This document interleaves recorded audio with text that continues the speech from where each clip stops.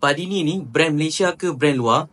Ramai orang pakai tapi tak ramai tahu siapa bos benar dekat belakang Padini guys. So kalau korang nak tahu, korang kena tengok video ni sampai habis guys. Guys, untuk makluman korang, saham Padini ni listed dekat Bursa Malaysia. Kod dia 7052. Maknanya kita semua boleh jadi pemilik Padini kalau kita beli saham dia guys.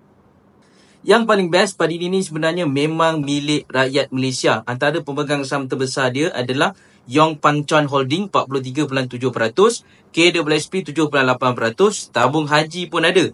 Ini baru betul support lokal daripada atas sampai bawah guys. Daripada segi keuntungan, tahun lepas Padini buat 1.92 bilion jualan dan untung lebih kurang 146 juta ringgit guys. Siap bagi dividen lagi dekat pelabur-pelabur dia. Ini sebenarnya antara syarikat yang stabil dan rajin bagi dividen untuk investor diorang. Dan guys, sedikit disclaimer, ini bukan cadangan pembelian saham ataupun penjualan saham. Dan kalau korang nak belajar lebih lanjut tentang saham, korang boleh download ebook secara percuma di link bio saya guys. Dan guys, kalau korang rasa video ni bermanfaat, tolong like, love, share dan tekan button follow guys.